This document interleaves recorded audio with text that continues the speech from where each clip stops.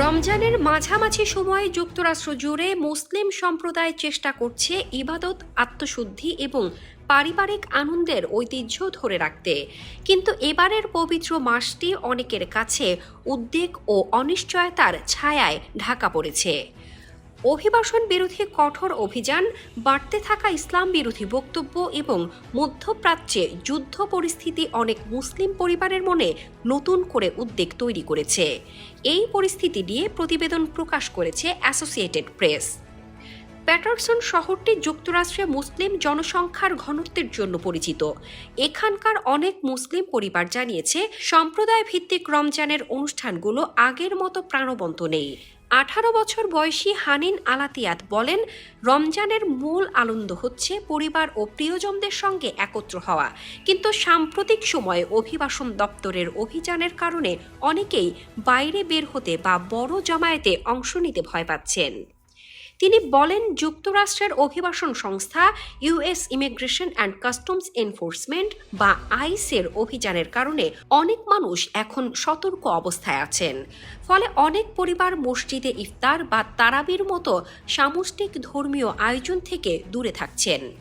New জার্সির Palestine American community সেন্টারের পরিচালক রানিয়া মুস্তাফা জানান, তাদের সম্প্রদায়ের জন্য এবারের রমজান মানসিকভাবে কঠিন। অনেক পরিবার আগেই গাজার যুদ্ধের কারণে স্বজন হারানোর শোক বহন করছিল। এর মধ্যে মধ্যপ্রাচ্যে নতুন করে উত্তেজনা এবং যুদ্ধ পরিস্থিতি তৈরি হওয়ায় উদ্বেগ আরও বেড়েছে। মিনেসোটায়ও একই ধরনের পরিস্থিতি দেখা যাচ্ছে। সেখানে সাম্প্রতিক বৃহৎ অভিবাসন অভিযান মুসলিম সম্প্রদায়ের অর্থনৈতিক ও সামাজিক জীবনে বড় প্রভাব ফেলেছে।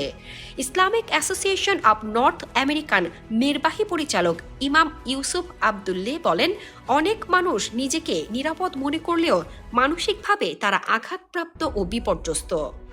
মিনিয়াপলিসের একটি বড় মসজিদে এবছর বড় আকারে ইফতার আয়োজন বাতিল করা হয়েছে।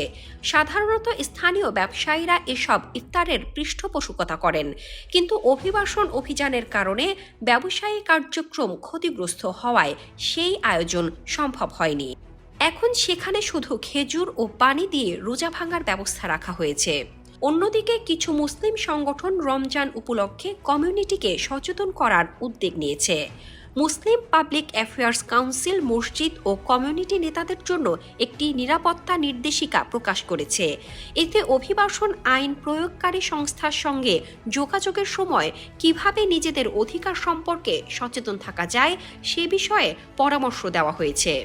যুক্তরাষ্ট্রের রাজনীতিতেও ইসলাম বিরোধী বক্তব্য নিয়ে উদ্বেগ দেখা দিয়েছে। কিছু নির্বাচনী প্রচারণায় মুসলিমদের নিয়ে নেতিবাচক মন্তব্য বাড়ছে বলে অভিযোগ উঠেছে। এই পরিস্থিতি নিয়ে উদ্বেগ প্রকাশ করেছে council on American Islamic relations. তাদের নেতারা বলছেন, নির্বাচনী বছরে মুসলিম বিরোধী বক্তব্য বাড়লেও এবারের পরিস্থিতি আগের চেয়েও বেশি তীব্র। তবে সব উদ্বেগের মধ্যে অনেক মুসলিম পরিবার রমজানের মূল চেতনাকে ধরে রাখার চেষ্টা করছেন। অনেক মসজিদে এখনও নামাজ ও ইফতারের আয়োজন হচ্ছে। মানুষ একে অপরের খোঁজ নিচ্ছেন এবং প্রয়োজনে সাহায্যের হাত বাড়িয়ে দিচ্ছেন। স্থানীয় ব্যবসায়ী ও কমিউনিটি নেতা রায়েদ ওদেহ বলেন, বিশ্বের নানা সংকট মানুষের মনে চাপ তৈরি করলেও রমজান তাদের ধৈর্য ও ঐক্যের কথা মনে করিয়ে দেয়। তার ভাষায়, শেষ পর্যন্ত সবাই শান্তি চায়। এই আশা নিয়েই মুসলিমরা রোজা, নামাজ ও দোয়ার মাধ্যমে এই সময় পার করার চেষ্টা করছেন।